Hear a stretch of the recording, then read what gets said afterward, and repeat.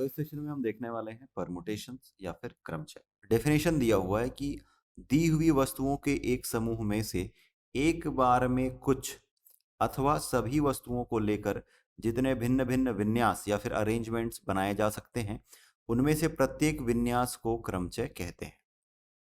If we are given a group of distinct objects, अलग अलग object दिए गए हैं, then each of distinct arrangements that can be formed by taking some objects at a time. Some objects at a time or all objects at a time is called permutations.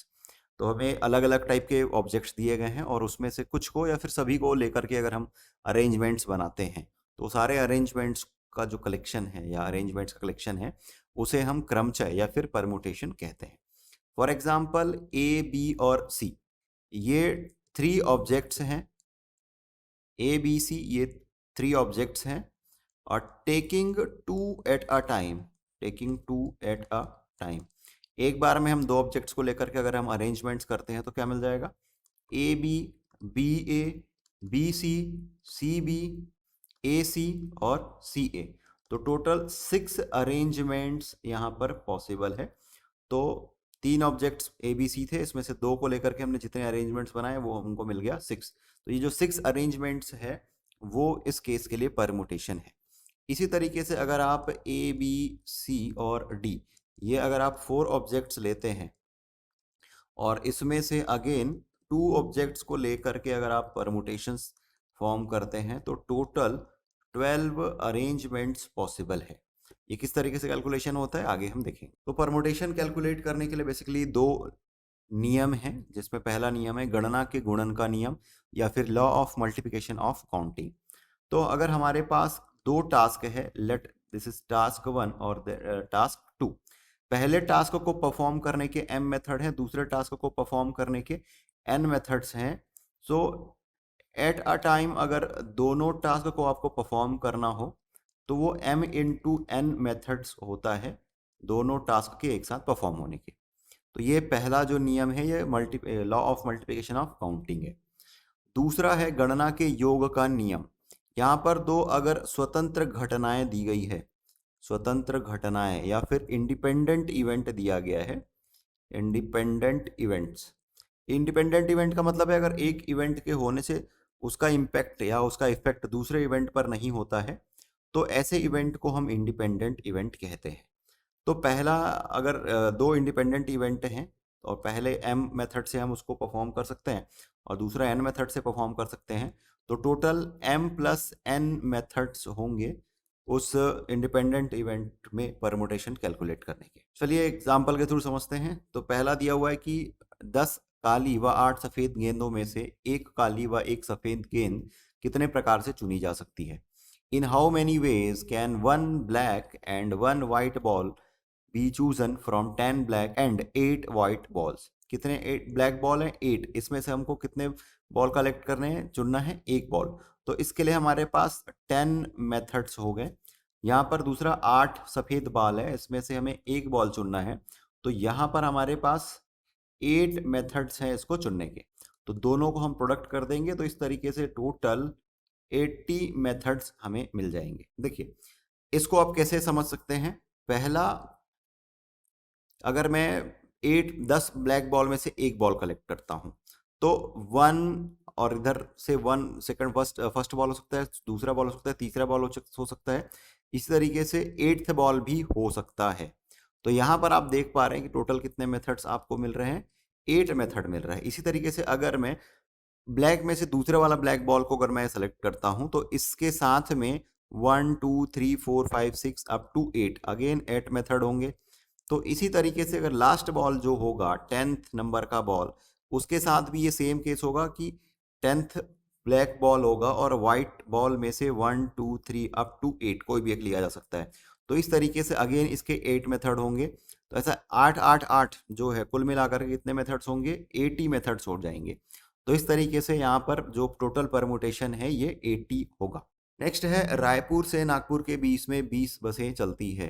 Raipur है और ये है आपका नागपुर, इसके बीच में टोटल 20 बसेस हैं। यदि कोई व्यक्ति रायपुर से नागपुर किसी एक बस से जाकर एक बस से जाएगा, किसी अन्य बस से लौटना चाहे तो कितने प्रकार से संभव है। इसका मतलब ये कि जिस बस से वो जाएगा उस बस से वो रिटर्न नहीं आएगा। तो जाने के जो मेथड होंगे ये तो 20 हो जाएगा, लेकिन आने के मेथड में हम एक बस हमारे पास कम हो जाएगा, क्योंकि जिस बस से वो जाएगा उस बस से वो नहीं आएगा। तो रिटर्न होने के जो मेथड हैं होंगे ये 19 मेथड होगा। तो इसलिए इसके केस में हमें टोटल परमुटेशंस अगर कैलकुलेट करना है तो हम लिखेंगे 20 into 19, that is 380 methods. Next question है कि भिन्न भिन्न रंगों के 5 झंडे हैं, तो डिस्टिंक्ट कलर्स के 5 फ्लैग्स हमारे पास दिए गए हैं।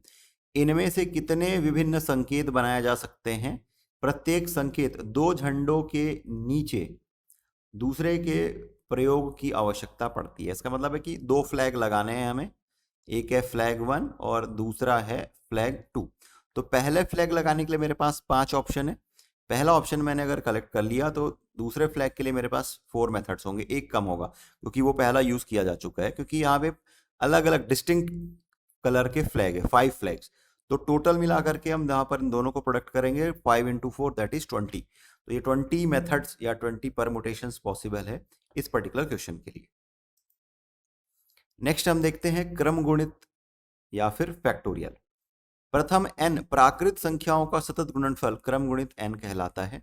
ध्यान दीजिए, यहां पर प्राकृत संख्या की बात की जा रही है। The continued product of first n natural number is called factorial n। तो फैक्टोरियल n को रिप्रेजेंट करने के दो तरीके हैं, एक तो ये वाला मेथड या फिर दूसरा हम इस तरीके से इसको रिप्रेजेंट करते हैं।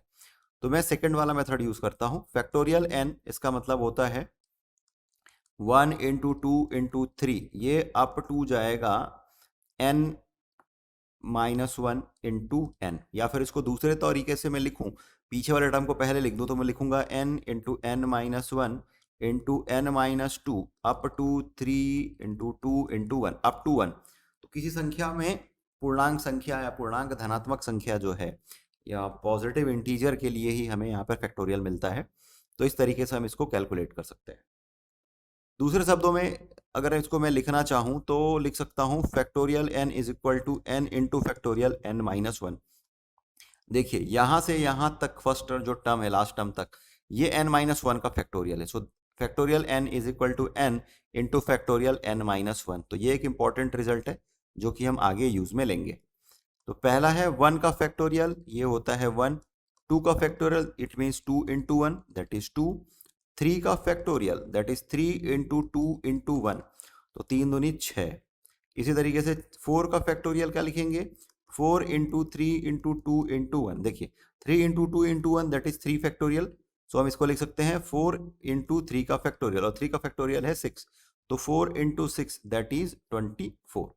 इसी तरीके से 5 का फैक्टोरियल हो जाएगा 5 इंटू 4 का फैक्टोरियल, तो ये हो जाएगा 5 इंटू 24 दैट इज 120। और इसी तरीके से अगर आप 6 का फैक्टोरियल लिखेंगे तो लिखेंगे 6 इंटू 5 का factorial, so 6 into 120 that is 720।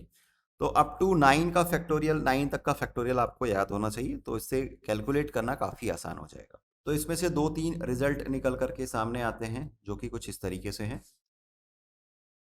तो इसमें यह कि अगर कोई एक निगेटिव इंटीजर लिया गया है तो उसका जो फैक्टोरियल होता है वो इन्फिनाइट होता है। दूसरे शब्दों में ये कह सकते हैं कि natural numbers, positive natural numbers के लिए ही हम जो हैं फैक्टोरियल को डिफाइन करते हैं। तो कुछ क्वेश्चन सॉल्व करते हैं परमुटेशंस को लेकर के, जिसमें क्वेश्चन है factorial 8 upon factorial 6 into factorial 2। जैसे कि आपको पता है कि factorial n can be written as n into factorial of n minus 1। So यहाँ पर हम 8 को लिख सकते हैं 8 इंटू 7 इंटू 6 का फैक्टोरियल, क्योंकि यहाँ पे डिनोमिनेटर में 6 का फैक्टोरियल है इस वजह से। तो ये हम लिखेंगे 6 का फैक्टोरियल, और ये 2 का फैक्टोरियल को आप 2 इंटू 1 लिख सकते हैं। तो यहाँ से 6 फैक्टोरियल और 6 फैक्टोरियल कैंसिल हो जाएगा, 2 1 ज़ा 2, 2 4 ज़ा 8, 2 चौक 8, और 7 और 4 को जब हम गुणा करेंगे, मल्टीप्लाई करेंगे, तो यहाँ पर आपको मिल जाएगा 28। तो ये इसका सॉल्यूशन है। इसी तरीके से एक और क्वेश्चन ये है 1 upon 8 factorial plus 1 upon 9 factorial is equal to x upon 10 factorial. Find x। X की वैल्यू हमें फाइंड करनी है। तो लेफ्ट साइड में जो चीज़ें कॉमन हो सकती है उसे हम पहले कॉमन ले लेते हैं, जैसे कि 1/8 फैक्टोरियल है, तो 1/9 इंटू ये 8 का फैक्टोरियल हो जाएगा। इसी तरीके से ये x/10 इंटू 9 इंटू 8 फैक्टोरियल। तो देखिए लेफ्ट साइड पे और राइट साइड पे 1/8 फैक्टोरियल जो है वो कॉमन है, तो इसे हम लिखेंगे 1/8 factorial 1 + 1/9 is equal to x/10 into 9 into 8 का फैक्टोरियल। अब ये 8 फैक्टोरियल और ये 8 फैक्टोरियल कैंसिल हो जाएगा। यहाँ से हम इसका एलसीएम लघुत्तम समापवर्त निकाल करके सरल करेंगे, तो मिल जाएगा 10/9 is equal to x/10 into 9। तो ये 9 और ये 9 कैंसिल हो जाएगा। जब x को सॉल्व करेंगे, इसको क्रॉस मल्टीप्लाई करेंगे, तो x equal to 10 into 10 that is 100 आपको मिल जाएगा। और ये इस क्वेश्चन का सॉल्यूशन है। इसी तरीके से एक क्वेश्चन आप सॉल्व कीजिए। ये है 1/6 factorial plus 1/7 factorial is equal to x/8 factorial, find x।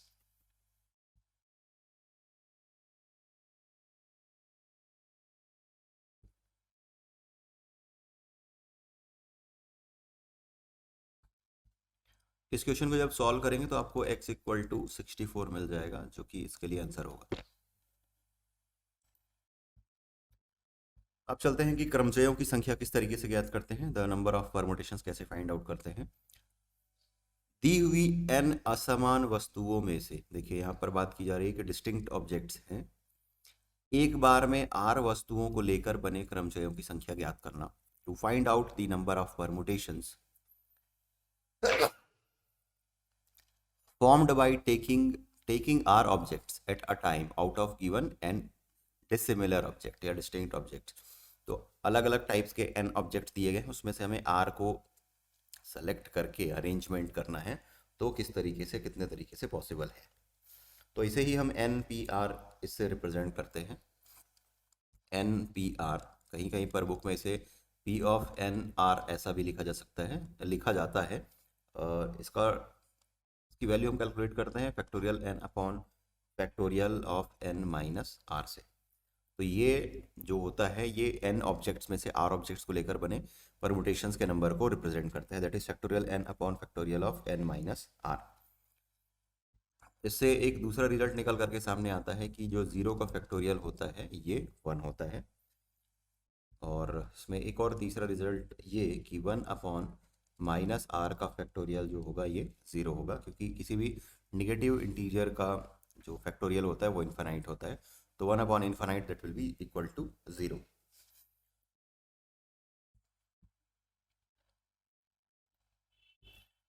तो इससे रिलेटेड कुछ क्वेश्चंस तो हमें कैलकुलेट करना है 12p3 as we know that NPR is equal to factorial n upon factorial of n minus r। So 12p3 that can be written as factorial 12 upon factorial 12 minus 3. So that will be factorial 12 upon factorial 9. जैसा कि आपको पता है कि factorial n is equal to n into factorial of n minus 1।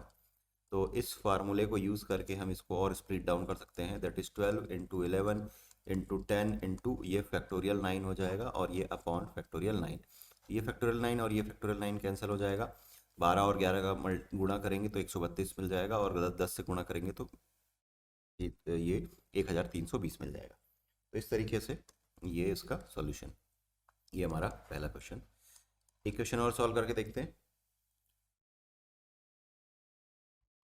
Question है कि NP4 is equal to 12 into NP2, then find n की value हमें फाइंड आउट करनी है। तो लेफ्ट हैंड साइड पे और राइट हैंड साइड पे जो NPR का फार्मूला है कि NPR is equal to factorial n upon factorial of n minus r, ये हम यूज़ करेंगे, और इसे लिख सकते हैं factorial n upon factorial of n minus 4 that is equal to 12 into factorial n upon factorial n minus 2। देखिए कोई एक नंबर है n, इसका फैक्टोरियल है तो इसे n माइनस 1 ऐसा लिखा जा सकता है।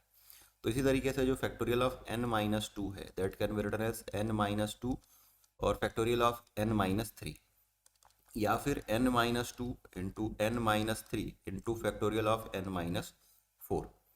तो यहाँ पर राइट साइड पर जो फैक्टोरियल ऑफ n-2 है उसे हम इस फॉर्मेट पे लिखेंगे और जो टर्म्स कैंसिल हो रहे हैं उसे कैंसिल कर देंगे। तो जैसा कि ये फैक्टोरियल n और ये फैक्टोरियल n कैंसिल हो रहा है तो इसे हम कैंसिल कर देंगे। इसके बाद में 1 अपॉन फैक्टोरियल ऑफ n-4 है तो इसे हम एज इट इज लिखेंगे। और ये 12 अपॉन फैक्टोरियल n-2 को लिख सकते हैं n-2 n-3 और फिर फैक्टोरियल ऑफ n-4। तो अब ये n-4 का फैक्टोरियल जो है वो लेफ्ट और राइट दोनों साइड से कैंसिल हो जाएगा और हम क्रॉस मल्टीप्लाई करके आगे सॉल्व करेंगे। So this is n-2 into n-3 is equal to 12। तो इसे और सॉल्व करते हैं। पहले तो इसको प्रोडक्ट कर लेंगे, n² -3n -2n +6 और ये -12 is equal to 0। So this is n² -5n -6 is equal to 0। तो ये n में एक वर्ग समीकरण है, क्वाड्रेटिक इक्वेशन है। बाय स्प्लिटिंग मिडिल टर्म इसको लेकर के हम सॉल्व कर सकते हैं। So this is n² -6n + n -6 is equal to 0। तो फर्स्ट टर्म से अगर आप n कॉमन लेंगे तो n-6 और लास्ट टू टर्म से अगर आप 1 कॉमन लेते हैं तो n-6 is equal to 0। That implies n+1 इंटू n-6 is equal to 0। Solve करने पर आपको n की दो वैल्यूज़ मिलेगी, n is equal to -1 and n is equal to 6।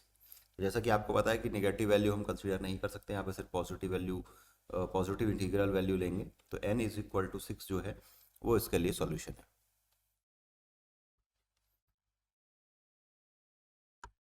इसी तरीके से क्वेश्चन जो कि आपको सॉल्व करना है, जो कि है n p4 upon n-1 p4 is equal to 5/3 find n such that n is greater than 4। तो इसको सॉल्व करके आपको n की ऐसी वैल्यू लेकर के आनी है जो कि ग्रेटर देन 4 है, 4 से बड़ी है। तो इसे सॉल्व कीजिए और फिर बताइए कि इसका आंसर क्या होगा।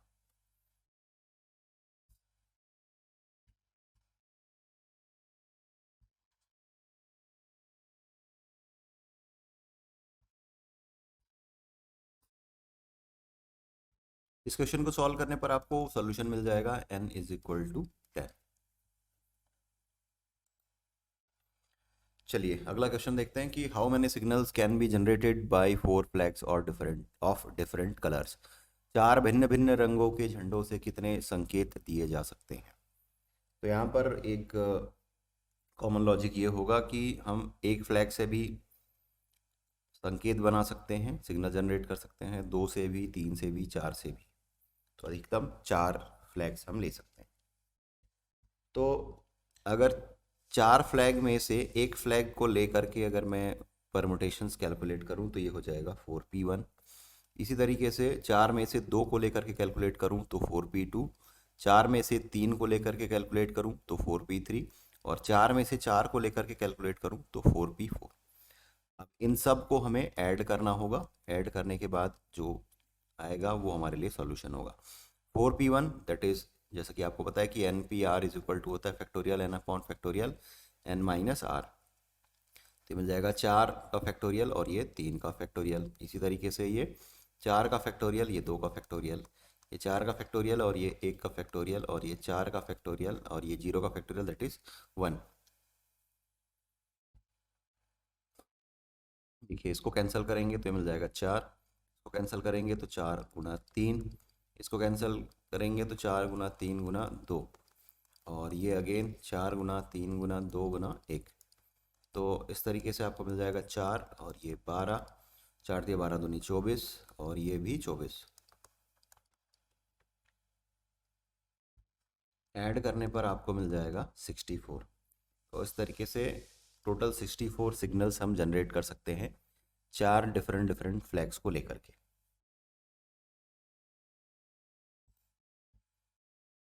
अगला क्वेश्चन है कि how many numbers between 100 and 1000 can be formed with the digit 2 3 0 4 8 9। If repetition of digit is not allowed in the same number. 100 और 1000 के बीच कितनी संख्याएं 2, 3, 0, 4, 9 अंकों से बनाई जा सकती है जबकि अंकों की पुनरावृत्ति ना हो।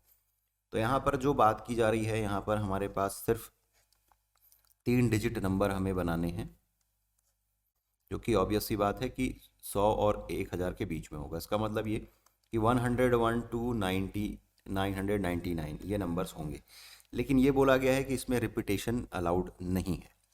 तो देखते हैं कि पहले वाला जो बॉक्स है ये आपका सैकड़े का स्थान है, 100th प्लेस है, ये आपका 10th प्लेस है और ये आपका यूनिट प्लेस है।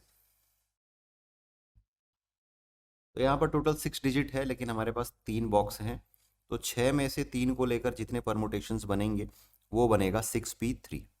लेकिन इसमें ऐसी स्थितियां भी शामिल है जिसमें कि 0 जो है वो 100th प्लेस पर आएगा, लेकिन जैसे ही 0 100th प्लेस पर आएगा तो हमको जो नंबर मिलेगा वो जो कि 100 और 1000 के बीच में नहीं होगा।